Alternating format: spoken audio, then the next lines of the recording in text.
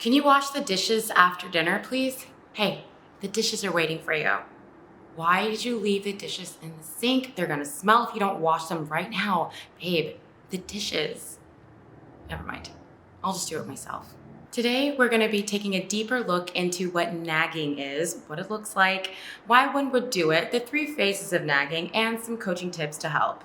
Hello, Moodlings. My name is Dr. Nicole Lunan, and I'm the CEO and co-founder of MoodMe, a new app that allows you to share over 400 and plus moods, emotions, and desires with your lover.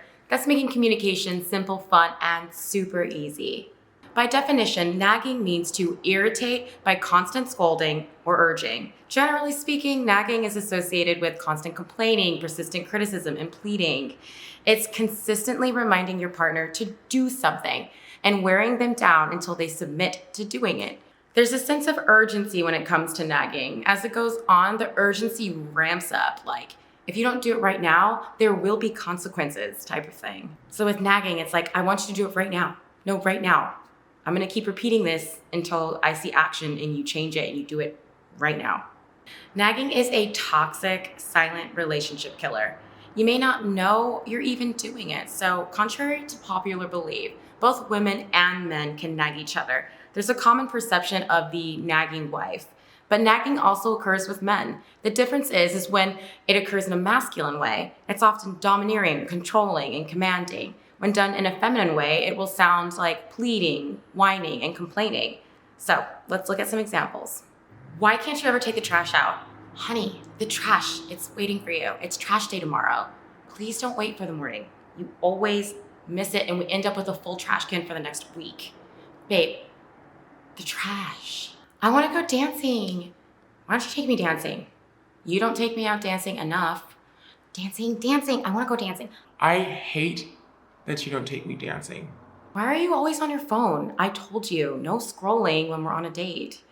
You care about your phone more than you care about me. I hate it when you're on your phone. Just stop. Why do you have to wear that outfit and put it up on Instagram?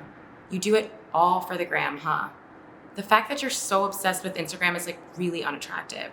Stop putting your life on the gram for everybody else to see. All right, so as you notice from some of those nagging examples, you repeat the same thing over and over again. I want to go dancing. I want to go dancing. Take the trash out, take the trash out, take the trash out, take the trash out. With urgency, and you repeat it consistently and often until it kind of wears the other person down. Why are you on your phone? I hate your phone. Get off your phone. Get off the gram, get off the gram, get off the gram. You're wearing them down with the same statement, the same kind of topic over and over again to see if they're going to change so that they can meet your expectations. But how do we get to this point of nagging? We didn't just begin repeating the same phrases over and over again for no reason. Well, there are 3 phases that will lead one into nagging. Phase 1, politeness. In the polite phase of nagging, you have a request for your partner and you bring it to their attention in a polite way. For example, it makes me uncomfortable that you're so overly protective about your phone. Would it be possible for us to have an open phone policy? This message is presented in a respectful and a non-combative way. Or another example, I get really worried about you when you're out with your friends late at night. Can you give me a call when you get home so I know that you made it home okay? However, instead of saying that out loud, they choose to continue their behavior in a very passive-aggressive type of manner. Although the inside of their mind might be like, I know that you asked me to do these things, but I really don't want to do it.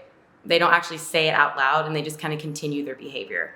Phase 2 of nagging is annoyance. In the annoyance phase of nagging, the partner requesting realizes that there's been no change. The trash hasn't been taken out, the dishes hasn't been done.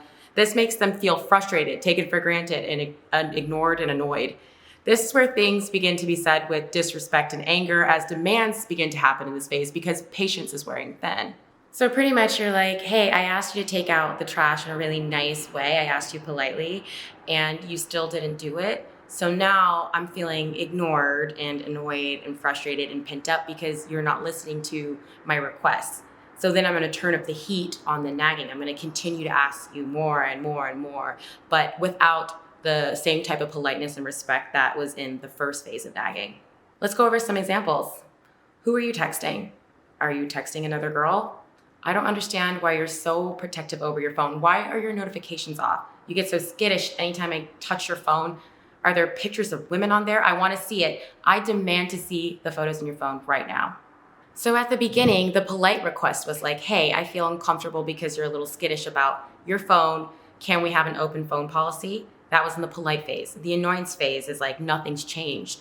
So the person requesting is feeling really frustrated, and the volume gets turned up and the intensity gets turned up. Let's look at another example of nagging in the annoyance phase.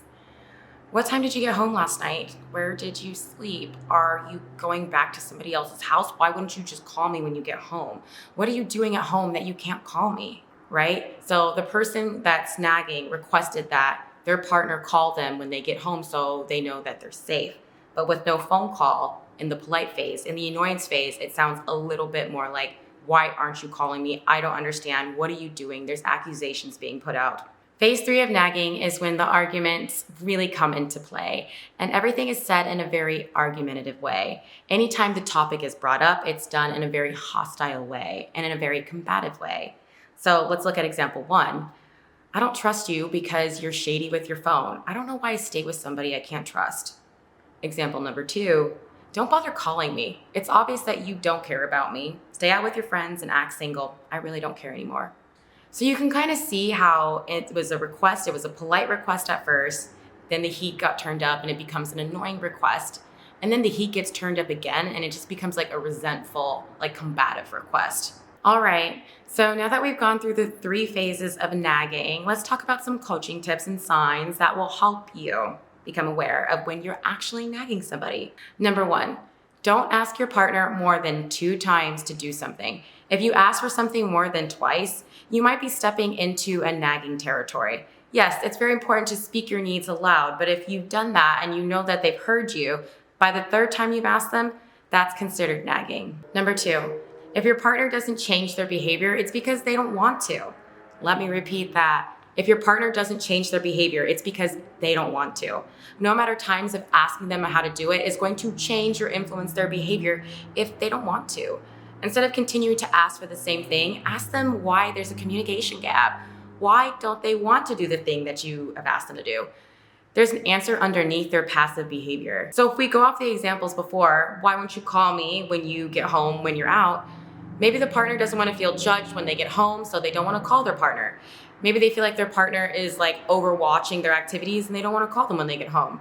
Or we look at example B, why are you so protective of your phone? Maybe the partner doesn't want to feel controlled and the phone is their last inkling of freedom that they can control. So when one person is like, hey, can we have an open phone policy? The other person is like, no, because that's my privacy and I don't want to share my phone with you.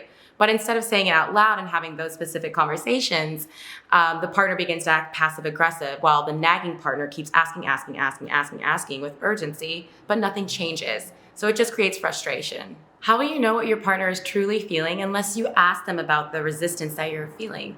You have to go straight to the issue and get to the bottom of the resistance, or else passively, aggressively just go in circles. Number 3, nagging comes out in the form of criticism and often starts with a you statement, followed by something that your partner is doing wrong.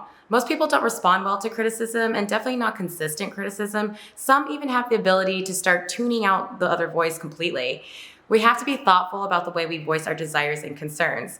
Begin concerns with I instead of you. I would like it if you. I like it when. Number 4, ask yourself if nagging is a mask for control. If you think about your request, is it accompanied by a feeling of control? Are you nagging your partner to fulfill your request or to control them? If you think about it, nagging is a way of wearing another person down until they submit to our desire. At its foundation, nagging is controlling. So what is it that you're trying to control? Also, do you have the power to control anybody else but yourself in the end? Number 5, are you feeling helpless in your relationship? Nagging may be a sign that you feel helpless in your relationship. Nagging often happens when your needs aren't being met. Your expectations aren't being met. You've asked for something polite at first, and after a while, your needs have been unheard. So then you begin to turn up the heat and the frequency of asking for what you desire. Your partner still does nothing to help you, and it makes you feel helpless. Instead of pausing and noticing the lack of support, you try harder, but it only pushes your partner further and further away. Again, if your partner doesn't want to adhere to your request, you can only change your behavior. You have to find a way to help yourself to get your needs met. Do not ask more than 2 times because it's more than likely they heard you the first time. Make changes in your own behavior and life. For example, you want to go out dancing with your boyfriend, but he doesn't want to go. You've asked twice, he's ignoring it. Call your good friend and go out with her instead. There are other ways to get your needs met without leaning on your partner who just doesn't want to do it. If you're nagging your partner constantly, it's probably a sign that you are neglecting yourself in some form or fashion. This would be a good time to ask what you're nagging your partner about and see if you can provide it for yourself. If you have the energy to nag another person, it indicates that you have an excess amount of energy that could be turned around and used for yourself. By repeating yourself over and over again, you're saying, I need you to fill this need. I need you to fill this need. But if they can't or they don't want to, where would that leave you? How can you fill the need yourself and bring that energy back to yourself again? Number 6, work on replacing nagging with positive reinforcement. People respond so much better to positive reinforcement than criticism and nagging. Instead of, why don't you clean the dishes? Say, I really love it when you clean the dishes. You're really good at it. Or, why don't you call me when you get home? You don't care about me. Trade that with, thank you for sending me a text when you got home. I'm happy that you got home okay. You mainly want to stick with terms such as, I like it when you do this. I was so grateful when you did this. Great job on this. Thank you for doing this. I know this may be the opposite of how you're feeling right now, but you've got to tip the scale of your energy towards your partner from negative to positive so they feel motivated to be present and to work at the relationship.